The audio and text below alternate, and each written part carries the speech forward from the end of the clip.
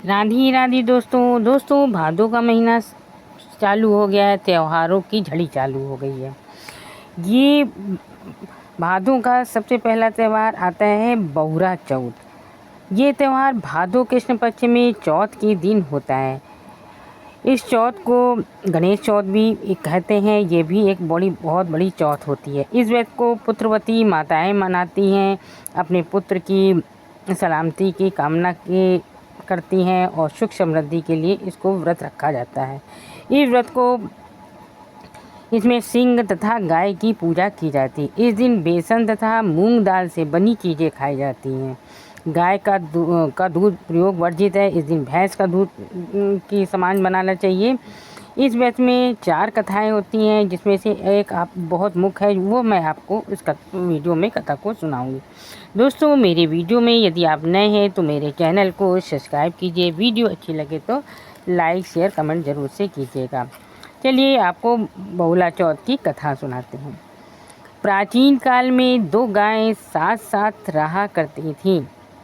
एक का नाम कपला एवं दूसरी का नाम हरई था। कपला सीधा सादी अपने खूंटे से बंधी रहती थी और हरई रोज जंगल में घास चरने जाया करती थी। एक दिन हरई कपला गाय के पास जाकर बोली, तुम भी मेरे साथ घास चरने जंगल में चला करो। इस पर वह बोली, हम कैसे चलें? हमारे राजा साहब हमें खूंटे से बांध कर रखते हैं। इस पर हरई ने सुझाव दिया कि तुम अपने सिर को कई बार इधर उधर झटका दो, जंजीर अपने आप खुल जाएगी। दूसरे दिन हरई के साथ घास चरने गई। इधर उधर घास चरने के बाद उसे प्यास सताने लगी। इस पर वह हरई से बोली, यहाँ कहीं नदी आदि हो तो बताओ।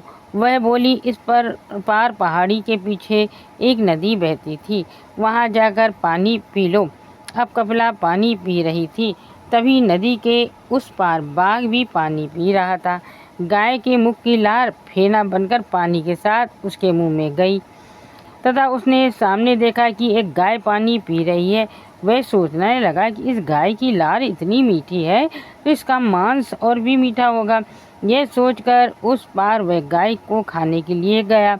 गाय से बोला, मैं तुम्हें खाऊंगा। गाय बोली, तुम आज हमें मत खाओ, कल अवश्य खा लेना। परंतु बाघ बहुत चालाक था।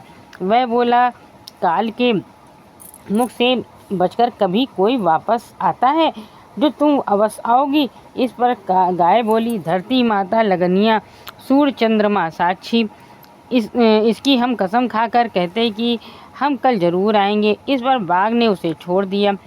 शाम को जब गाय घर पहुंची तो उसके बच्चे अपनी माँ का दूध पीने के लिए उसके पास गए तो गाय काँप रही थी। उसका दूध भी गरम गरम था। जब गाय के बच्चों ने कहा, माता माता तेरी तातो छोर कपे शरीर।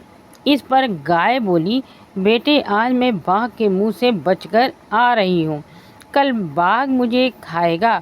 आगे तुम लोग बड़े होकर बैल बनोगे, सीधे से खेत जोतना, और बछिया तुम बड़ी होकर दूध दूहते वक्त पैर नहीं मारना।